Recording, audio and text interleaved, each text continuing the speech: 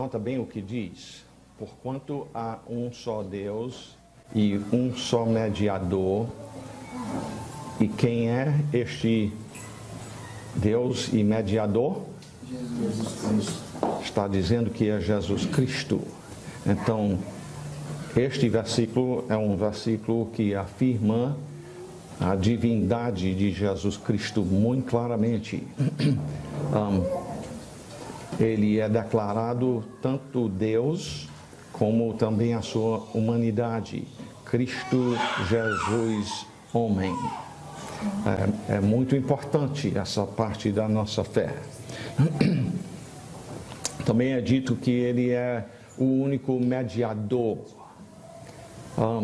Eu não sei se na sua experiência você já foi intrigado com alguém, inimigo que não falava mais. E nesta situação, precisa de um mediador para ir entre os dois, para poder trazê-los de volta à amizade. E a Bíblia está dizendo com isto que, naturalmente, nós estamos numa condição de inimigos de Deus e precisando que Jesus Cristo venha intermediar entre Deus e nós, a fim de que nós possamos ser reconciliados com Ele. Vamos abrir as nossas Bíblias então a João capítulo 6. João capítulo 6. E nós vamos estudar hoje os versículos a partir do 22 e lendo até o 47. João capítulo 6, começando com o versículo 21. Esta é a palavra do Senhor. E diz: no dia seguinte, a multidão que ficara do outro lado do mar notou que ali não havia senão um pequeno barco e que Jesus não embarcara nele com seus discípulos, tendo estes partido sós.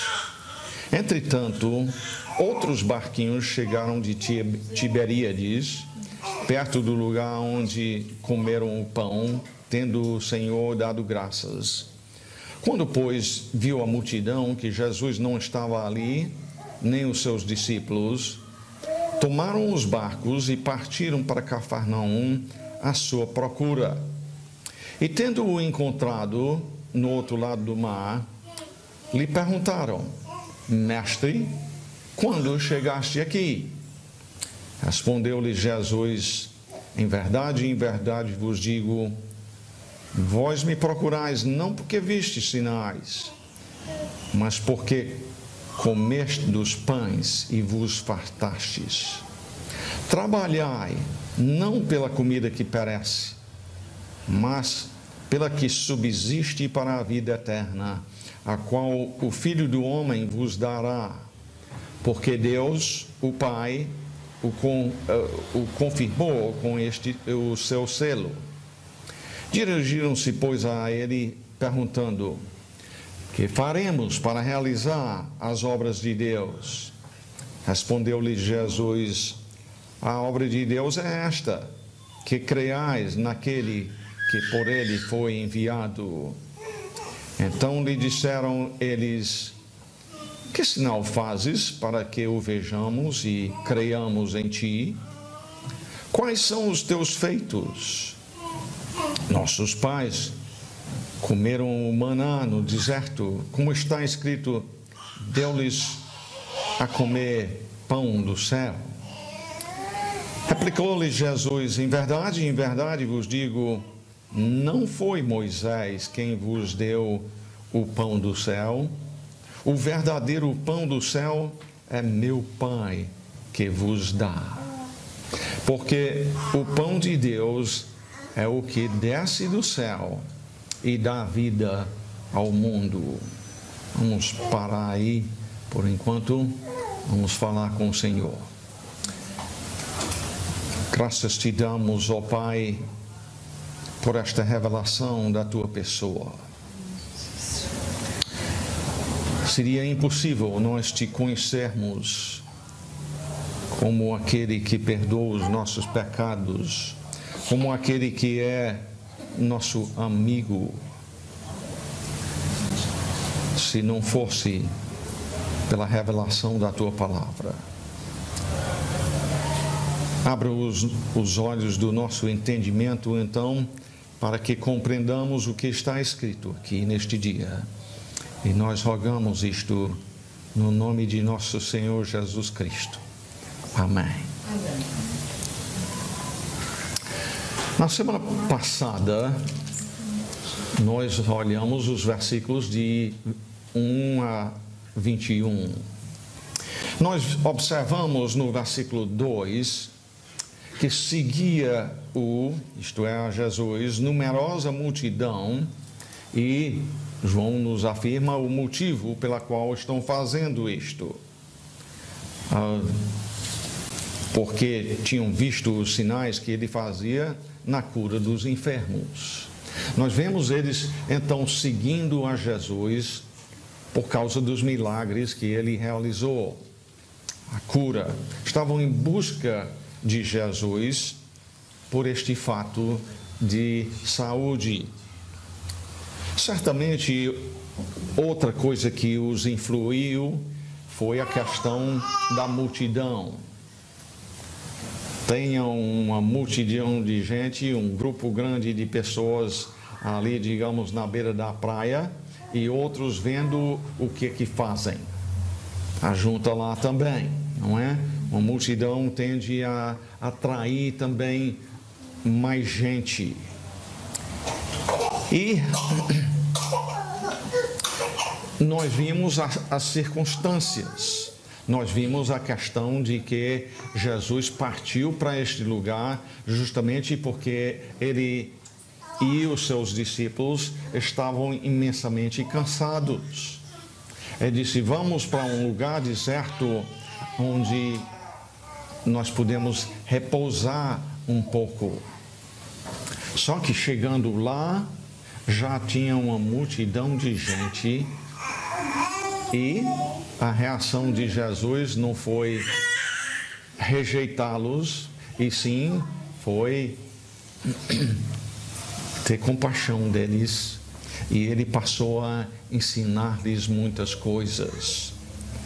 Mas além disto, depois de fazer isto, nós vimos ele multiplicar os pães. Nós vimos ele com 5 pães e 2 peixinhos pequenos, deu de comer a uma multidão que incluía 5.000 homens, mas também, além dos homens, ele deu de comer às mulheres e crianças. Ele fez isto e ainda sobrou muita comida. Mas além de sobrar muita comida, ele mandou ajuntar os restantes. Isso produziu então interesse da parte daquela multidão de gente, talvez 20.000 pessoas, a declararem ele como rei. Nós vimos isto no versículo 15. Jesus é rei, ele um dia irá reinar, porém, esta não era a hora para ele se tornar rei, e nem ele será feito por eleição popular. E por isso, ele despediu a multidão. Nós ainda vimos que quando a Bíblia fala que os discípulos embarcaram para atravessar o mar, não foi por querer deles. Nós vimos que Marcos 6 declara que que Jesus os obrigou a isto. Jesus os obrigou a uma coisa que eles não queriam fazer. Eles queriam que Jesus se tornasse rei também. Então, ele rejeitar esta oportunidade foi contrário à sua vontade. E nós mencionamos que, sendo pescadores, é bem possível que tinha também a questão de, olhando o tempo, vendo que era bem provável surgir uma tempestade, 7 deles, pelo menos, sendo pescadores, não querendo ir para o meio do mar. E nós olhamos a questão do detalhe do tempo, da passagem do tempo, e entendemos que passou-se ali, mesmo que a gente leia essa parte dentro de 1 minuto, na verdade passou-se umas 10 horas. E os discípulos que já estavam cansados, comeram sim, mas cansados eles estavam. E aí remando essas 10 horas e conseguindo com isto muito pouco progresso, eles então certamente estavam pensando, mas que coisa Jesus fazer isto conosco, nos colocar, atravessar o mar desse jeito, e nos colocar numa situação tão difícil. Nós já estávamos cansados, e agora ainda muito mais, e certamente Jesus não nos ama. E aí ele chega lá e andando por sobre as águas, e não somente andando por sobre as águas, mas aí calmou a tempestade. E se ele virou os ventos, a Bíblia não diz esse detalhe, mas se logo chegaram lá, o provável é que ele virou os ventos noutra direção para levá-los, em vez de serem contrários como tinha sido até aqui. No versículo 22, então, onde nós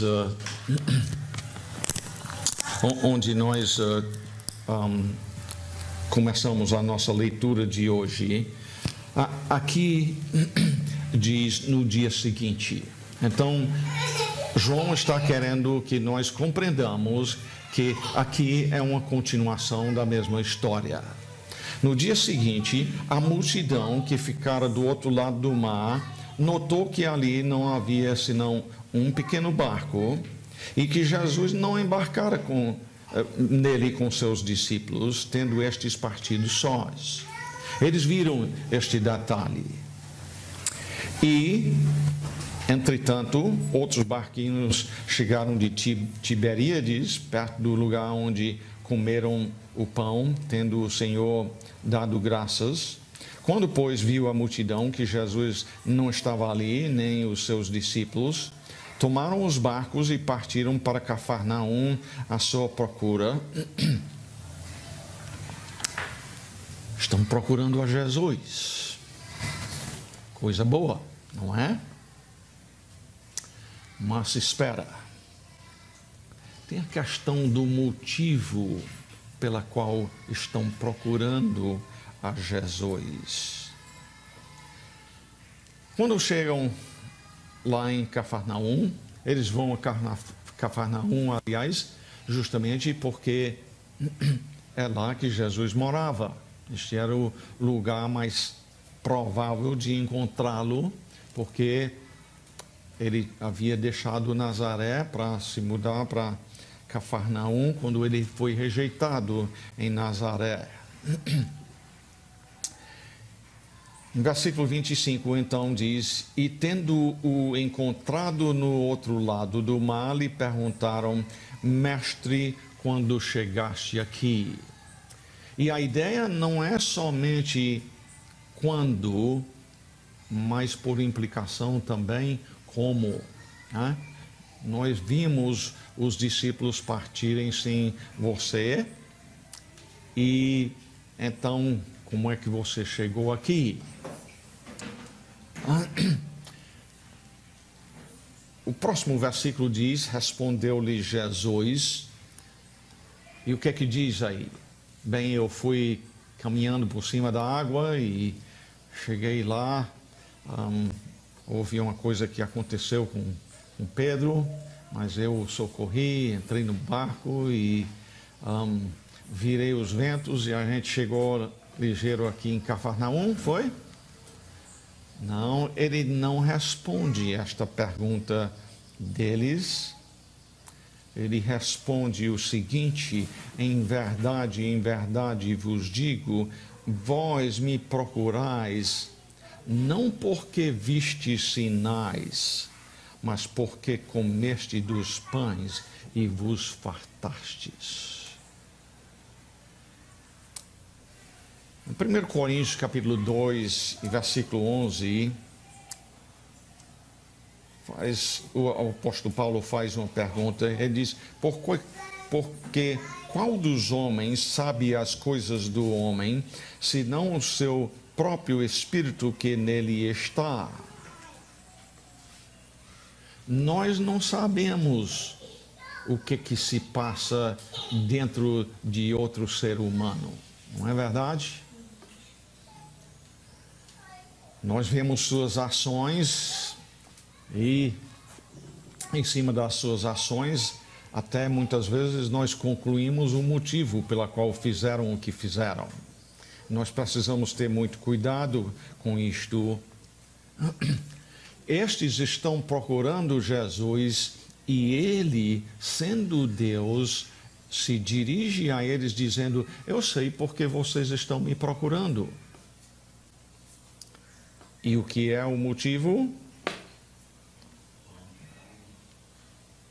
Porque comeram, né? E se fartaram. Vocês estão me seguindo por motivo errado. Vocês estão me seguindo só para comer pão novamente. Em Salmo 139, a partir do versículo 1 diz: Senhor, tu me sondas e me conheces. Sabes quando me assento e quando me levanto. De longe penetras os meus pensamentos. Nós não podemos penetrar os pensamentos uns dos outros, não é? Mas o Senhor sabe dos nossos pensamentos. Esquadrinhas o meu andar e o meu deitar e conhece todos os meus caminhos. Ainda a palavra me não chegou à língua, que é como nós sabemos o que alguém está pensando. E tu, Senhor, já a conheces toda. Ele nos conhece profundamente. Em Jeremias, capítulo 17, versículo 9, diz: enganoso é o coração, mais do que todas as coisas, e desesperadamente corrupto. Quem o conhecerá? E a pergunta espera a seguinte resposta: ninguém. Ninguém conhece o seu próprio coração, porque o seu próprio coração te engana.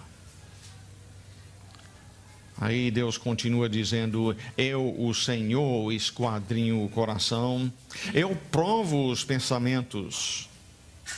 Os pensamentos, note bem, eu provo. Isto para dar a cada um segundo o seu proceder, segundo o fruto das suas obras. Jesus disse: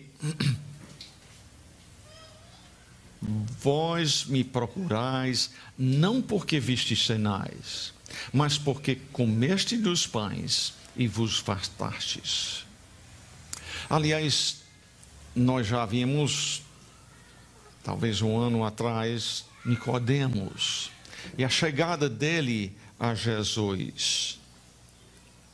Ele veio por causa dos sinais que viu. Ele concluiu que Jesus era um homem de Deus. Mas estes estão chegando a Jesus por questão de querer comer. Eles comeram o pão que Jesus multiplicou no dia antes e agora estão esperando mais. E diante disto, Jesus os exorta no versículo 27, trabalhai, não pela comida que perece, mas pela que subsiste para a vida eterna. Note bem aqui, o pão que você come perece? Pois bem, quem estava aqui essa noite comeu e sobrou foi muita comida. Sobrou mais do que a gente comeu. Graças a Deus pela abundância. Mas eu imagino que todos vocês já comeram de novo hoje de manhã. É só o pão que perece? O feijão, a carne, o bolo, esses perecem também, não é?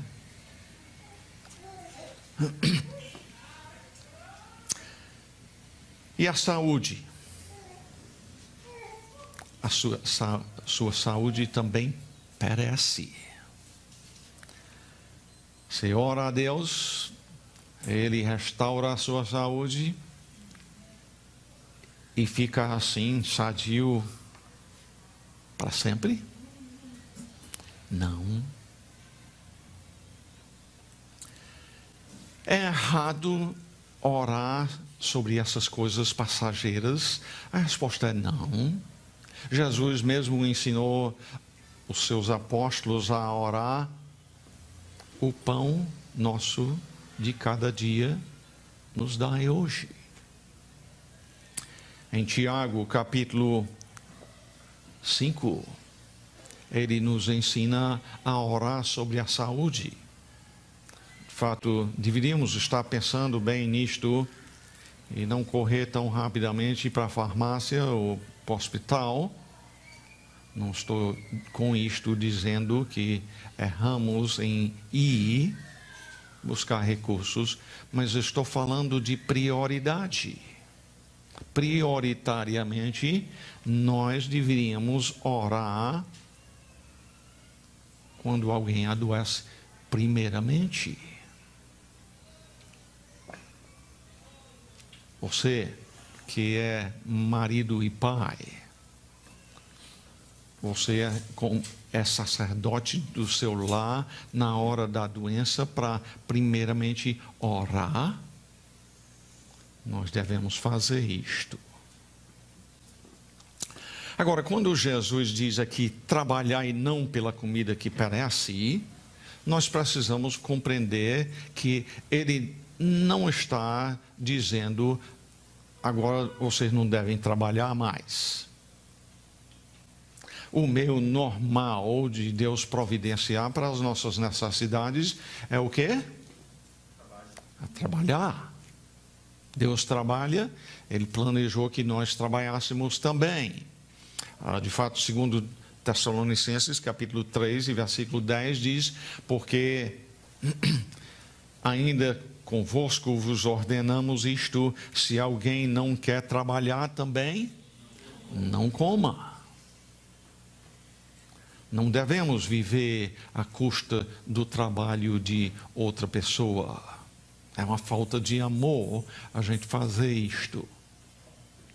Claro que o Daniel, a Rebeca, começam a vida dependendo dos pais darem tudo. Mas não é para passar a vida toda desse jeito. É para criar responsabilidade e fazer a mesma coisa que o papai e a mamãe faz. Trabalhar para ganhar o que comer. Porém, Jesus está dizendo aqui, trabalhai não pela comida que perece. Então, se não é uma ordem de não trabalhar, mas é dizer: tem uma coisa mais importante. É uma questão de prioridade. Está subentendido aqui, quando ele diz: trabalhai não pela comida que perece, mas pela que subsiste. Tem umas palavras subentendidas aqui. Não é invenção minha. Ele não repete as palavras, mas o sentido é este: mas trabalhai pela comida que subsiste para a vida eterna. Primeiramente, encontramos então aqui uma ordem negativa, para então ele dar o positivo. Ele está dizendo: se você se esforça para ganhar o pão, para ter saúde, mas trabalhe ainda mais pela comida que subsiste, pela que não perece, por aquela comida que continua.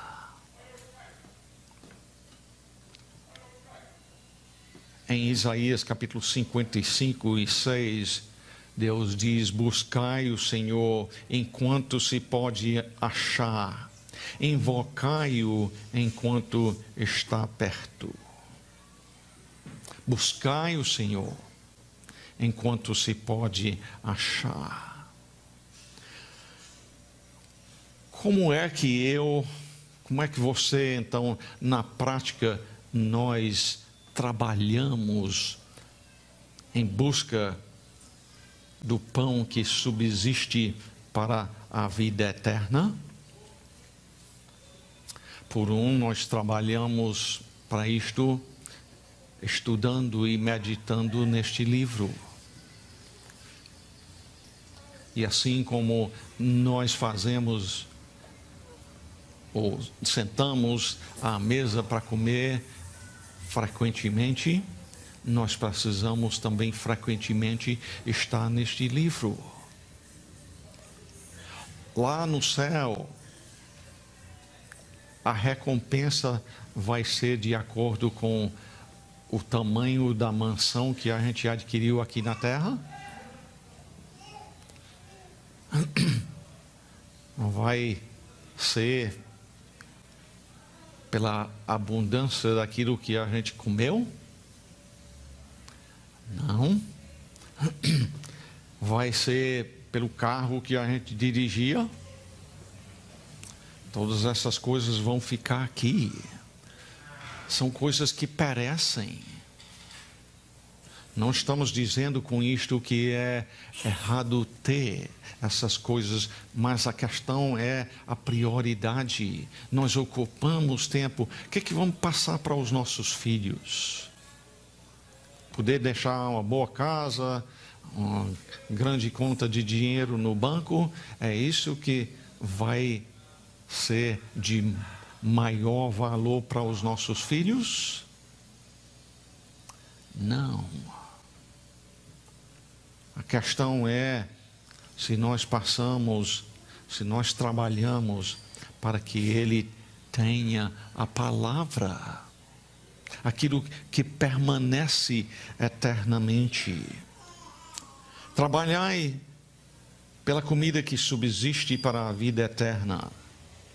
Ele está falando aqui da salvação, a maior necessidade que o ser humano tem.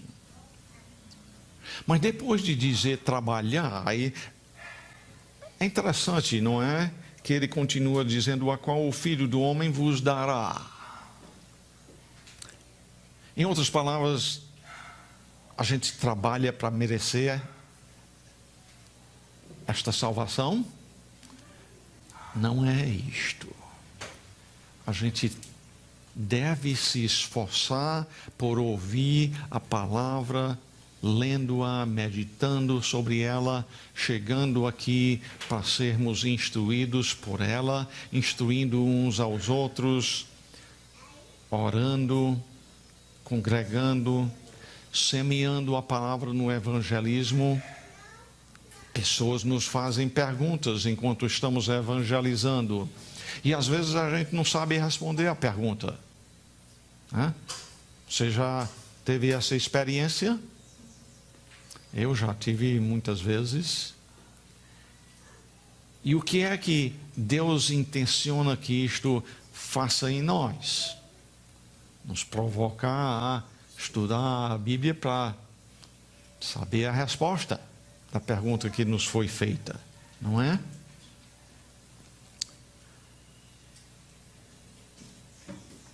A qual o Filho do Homem vos dará.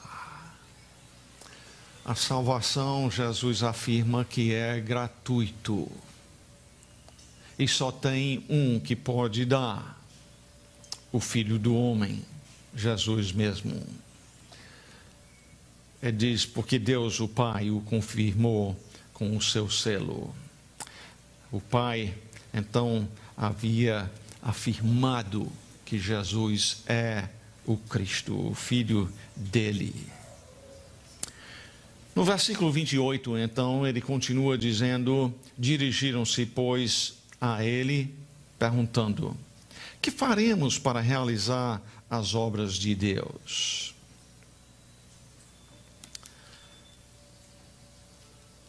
Literalmente estão perguntando o que nós precisamos fazer para poder fazer o trabalho de Deus. Como é que nós podemos fazer esses milagres como você vem fazendo? Então lhe responderam eles, que sinal fazes para que o vejamos e creamos em ti? Eu errei aqui, desculpe. Queria o 29. Respondeu-lhe Jesus, a obra de Deus é esta, que creiais naquele que por ele foi enviado. Quem foi enviado? Jesus Cristo mesmo.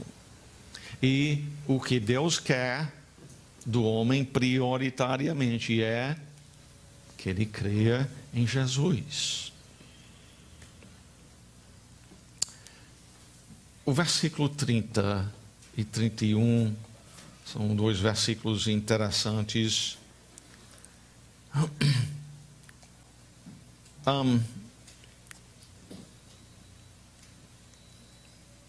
Então lhe disseram eles, que sinal fazes? Aliás, desculpe, antes de passar para a pergunta deles, quando Jesus diz aqui, a obra de Deus é esta, que creiais naquele que por ele foi enviado, os próprios milagres haviam sido feitos para que crescem. João nos informa em João 20, capítulo 20, versículo 31, que o propósito dele registrar esses milagres foi a fim de que crescem nele. Agora, é importante que nós compreendamos o que é esse crer, que especialmente João fala muitas e muitas vezes quanto à questão de que o que Deus quer dos seus discípulos é que creiam. E abram as suas Bíblias então a Hebreus capítulo 11 um pouco, para a gente observar, onde nós vemos e podemos aprender alguma coisa quanto à questão de fé bíblico. Em Hebreus capítulo 11, versículo 4 diz, pela fé Abel ofereceu a Deus mais excelente sacrifício do que Caim. Abel ofereceu um sacrifício que agradou a Deus e Caim, o sacrifício dele não agradou a Deus. E talvez, simplesmente com a leitura lá, a gente passe a pensar, mas Deus rejeitou um e aceitou o outro? Qual foi o critério disto? Hebreus nos explica que a diferença é porque Abel trouxe pela o quê? Pela fé. Que significa que Deus havia revelado aquilo que ele queria. Deus havia revelado o tipo de sacrifício que ele queria. Abel confiou que isto agradaria a Deus, ele obedeceu e fez o sacrifício que Deus queria. Nós podemos ver a mesma coisa envolvido no versículo 7, na fé de Noé. Pela fé, Noé, nota bem as próximas palavras, o quê? Divinamente instruído. Deus falou, Deus disse: Noé, construa a arca, eu vou destruir aqui a humanidade. Nunca tinha chovido, mas Noé creu no que Deus disse. Ele foi lá e agiu e levou 120 anos, mas ele construiu um grande barco. Noé, divinamente instruído acerca de acontecimentos que ainda não se viam, e sendo temente a Deus, aparelhou uma arca, construiu a arca pela fé. Deus falou, ele creu, ele obedeceu. Versículo 8. Pela fé, Abraão, quando chamado, o que fez? Obedeceu. Deus falou. Deus disse a Abraão: sai da tua terra, vai para uma terra que eu vou te mostrar, e lá eu vou te dar esta terra. Abraão creu que Deus cumpriria a sua promessa, partiu e foi lá para a terra que Deus prometeu dar para ele. Então, a fé bíblica envolve não simplesmente dizer que eu acredito numa coisa, mas é uma fé que resulta em submissão àquilo que Deus revelou. Muito importante que a gente compreenda o crer que a Bíblia nos chama a fazer. Partindo então, voltando lá para João capítulo 6 e versículo 30. Então lhe disseram eles: que sinal fazes para que o vejamos e creiamos em ti? Quais são os teus feitos? Quem está dizendo estas palavras? O povo que ontem viu um grande milagre e agora estão pedindo o quê? Mais milagres. É importante que a gente pense sobre isto. Jesus enfrenta isto em Mateus capítulo 12, versículos 38 e 39, diz: então alguns escribas e fariseus replicaram: mestre, queremos ver de tua parte algum sinal. E já tinha feito muitos. Eles só estão pedindo porque eles já têm feito, eles sabem disto. E a resposta dele é instrutivo. Ele, porém, respondeu: uma geração má e adúltera pede um sinal, mas nenhum sinal lhes será dado senão o do profeta Jonas.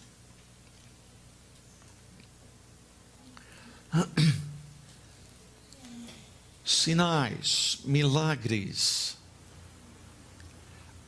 garantem que a pessoa passa a crer no Senhor daí para frente? Absolutamente não.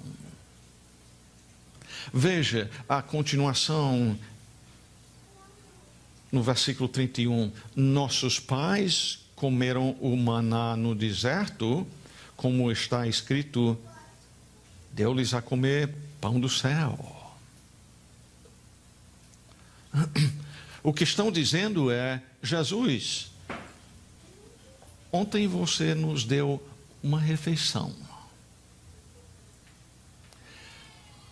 Mas 1400 anos atrás, Moisés nos deu pão, deu a nossos pais pão para comer por 40 anos.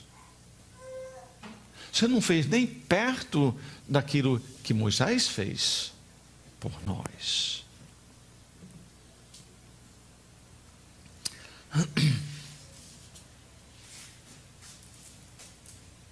A busca por sinais resolve a nossa falta de confiança no Senhor? Gideão, Deus mandou ele ir batalhar contra os inimigos.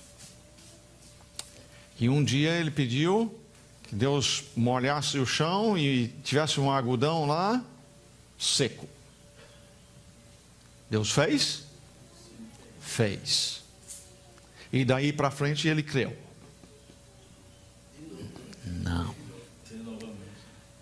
Ele diz: agora, Senhor, eu quero o algodão molhado e o resto lá ao redor, tudo seco. E daí para frente ele creu?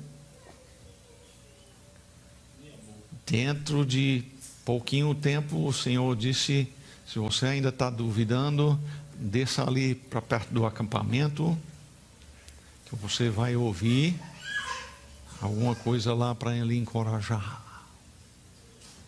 Sinais não garantem que daí para frente a pessoa vai crer. Pense em Faraó. Quantos milagres ele viu? 10 pragas. Ele sabia o que estava acontecendo. Viu quando as pragas vieram só sobre os egípcios e não sobre os israelitas. E depois de soltar o povo, quando Deus matou o filho dele, ele daí para frente foi um crente?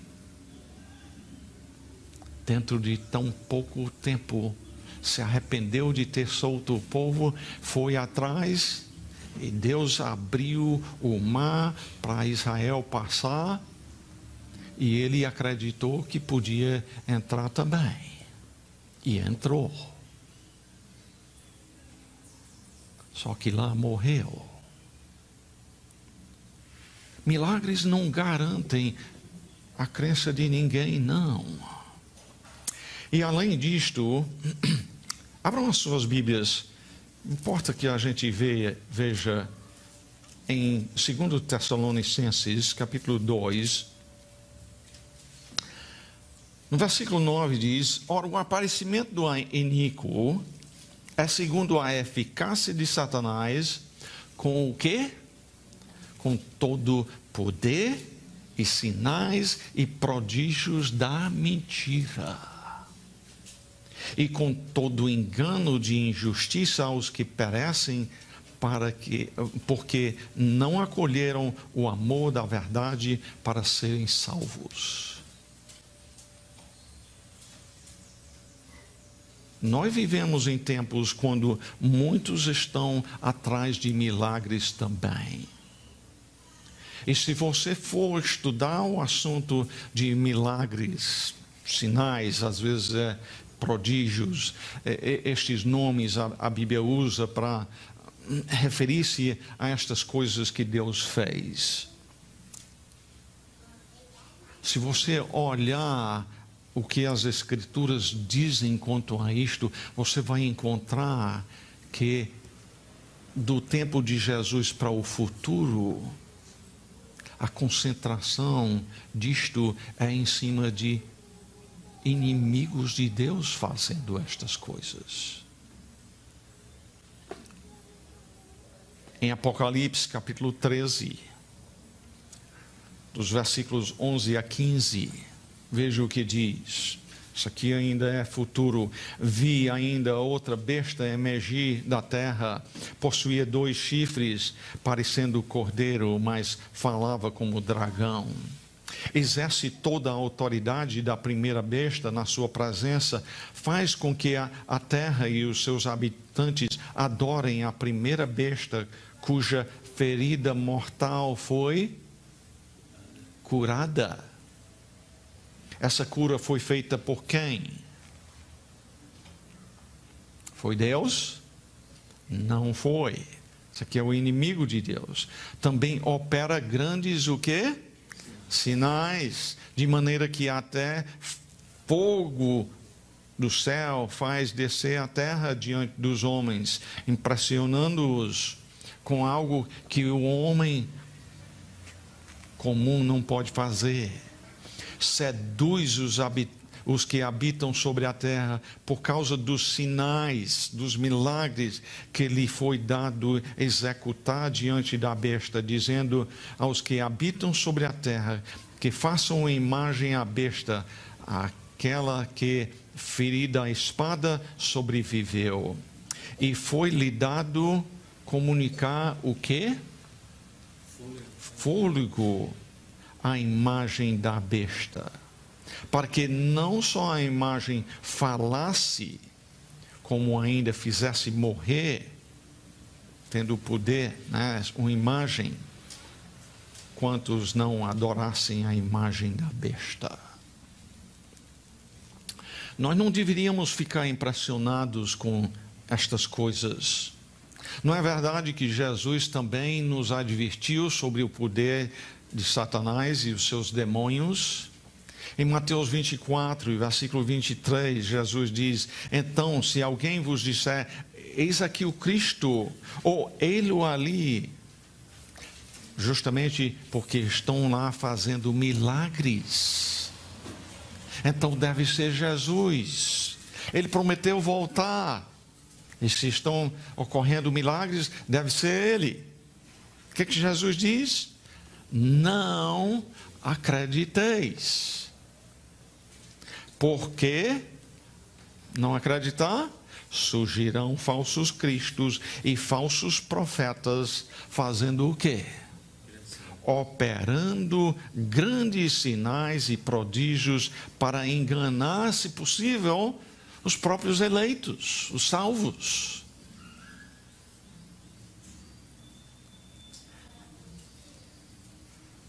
É bastante para a gente compreender com isso que Jesus avisou que futuramente muitos milagres seriam realizados pelos inimigos de Deus. Os milagres não os levaram a crer. Sempre estão querendo mais do que já tiveram. Você nos deu de comer ontem, mas Moisés deu de comer por 40 anos. Você não fez nada ainda para a gente acreditar em você. João 6,32 diz: replicou-lhe Jesus, em verdade vos digo. Primeiramente eu quero corrigir isto. Jesus diz: não foi Moisés quem vos deu o pão do céu, o verdadeiro pão do céu é meu Pai quem vos dá. Não pense, foi Moisés. Em Êxodo capítulo 16 e versículo 15, vendo os filhos de Israel, vendo o maná, disseram uns aos outros: que é isto? Pois não sabiam o que era. E Moisés explica. Disse-lhes Moisés: isto é o pão que eu estou lhes dando para o alimento? Não. Este é o pão, isso é o pão que o Senhor vos dá para alimento. Jesus corrige eles dizendo: não foi Moisés, não foi por grande merecimento que ele tinha que pôde dar a vocês este pão.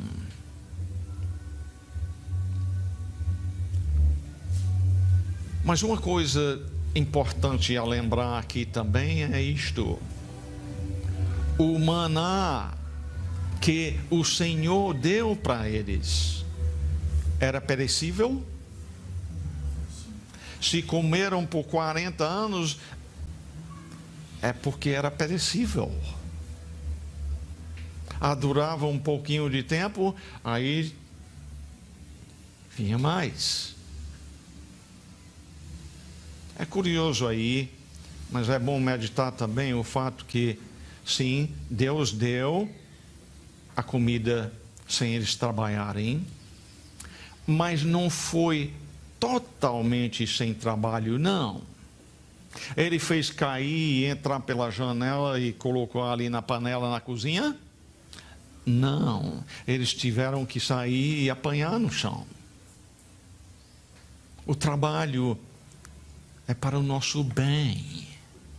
Nós precisamos compreender isto. Jesus continua dizendo, então, no versículo 33, porque o pão de Deus é o que desce do céu e dá vida ao mundo.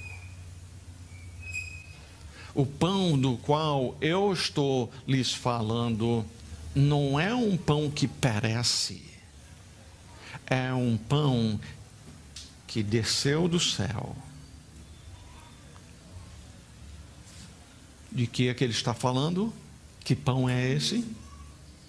Ele diz claramente no versículo 35, eu sou o pão da vida.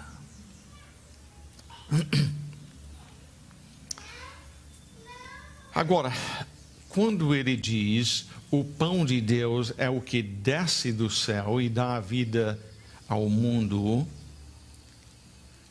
é importante que a gente pense sobre isto um pouco, especialmente chegando aqui próximo ao Natal.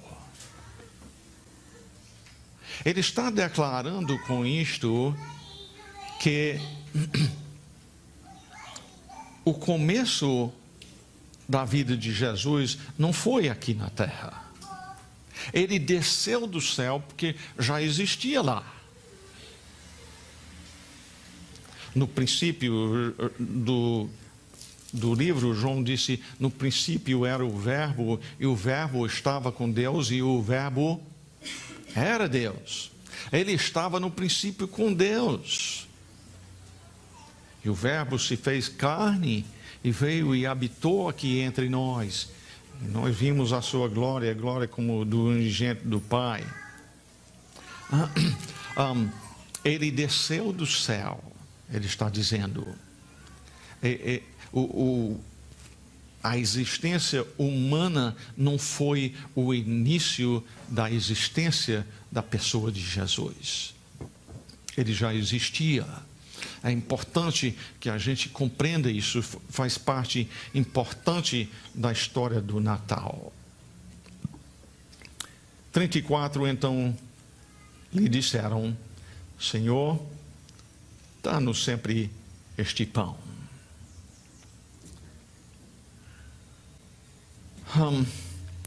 Inicialmente parece coisa boa. Nos dê esse pão, Senhor.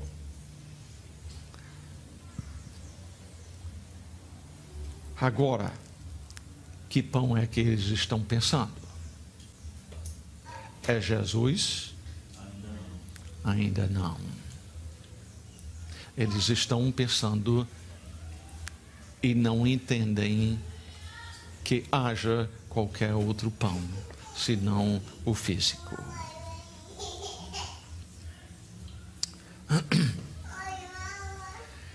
E nota bem ainda, Senhor, dá-nos o quê?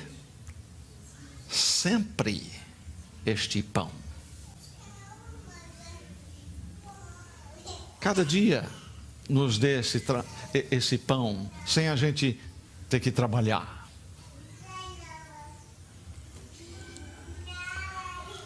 Se afinal de contas só nos alimentou uma vez. é grande coisa, não? Bem, ele podia ter perguntado: e vocês podem fazer o que eu fiz? Pense bem nas implicações disto. Ao que ele responde: eu sou o pão da vida. O que vem a mim jamais terá fome, e o que crê em mim jamais terá sede. Essa é a primeira vez que Jesus usa este eu sou. É bem importante isto, porque lá em Êxodo capítulo 3, quando Deus, 3 e 4, quando Deus chamou Moisés a ir tirar o povo israelita do Egito, para levá-los para adorar a Ele, lá, quando Moisés disse: como eu vou explicar para o povo quem foi que me enviou?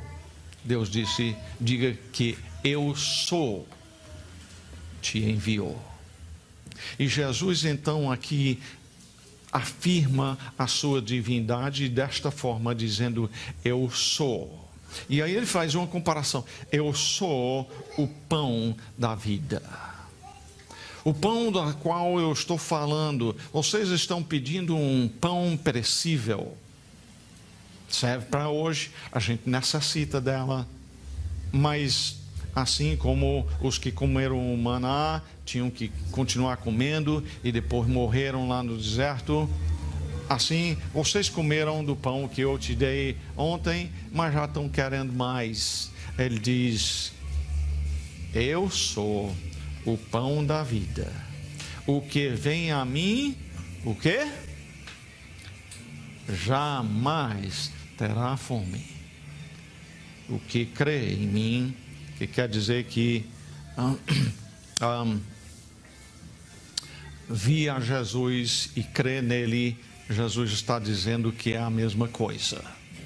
Chegar para ele e crer nele, ele diz: o que crê em mim jamais terá sede. E aí eu pergunto: você já comeu dele? Você já creu nele? Já foi por ele satisfeito?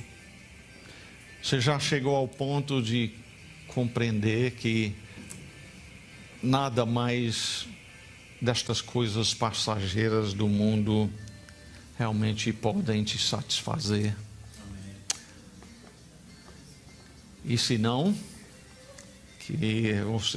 que hoje seja o dia de você vir a Jesus e crer nele, encontrar que a tua maior satisfação, a única coisa que pode realmente trazer paz na sua vida, alegria que não é passageiro, que não depende das circunstâncias. Jesus está dizendo: só eu posso ser isto para você. Senhor, muito obrigado por tua palavra que temos examinado aqui nesta manhã. Nós vemos homens buscando o Senhor, mas buscando a Ti simplesmente por motivos passageiros. Nós, homens, não Te buscamos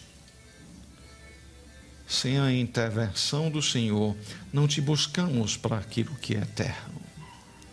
Não somos nem conscientes desta necessidade sem a Tua intervenção. Nós achamos que a vida boa é nós podermos mandar em nossas próprias vidas. Ó Senhor, Tu conheces o coração de cada um que está aqui hoje. Possa ser que tenha aqui no nosso meio quem tem Te buscado simplesmente pela comida que recebe, comida que perece, ou em busca da saúde, ou outros motivos passageiros aqui da terra. Que hoje o Senhor possa operar nessa vida, a fim de que venha a Cristo, creia nele, arrependido do seu pecado, reconhecendo que a barreira do pecado o tem separado do Senhor, e que só Cristo, o único mediador entre Deus e os homens, pode resolver esta inimizade.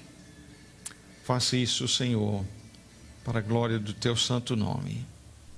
Nós assim rogamos no nome de nosso Senhor Jesus Cristo. Amém.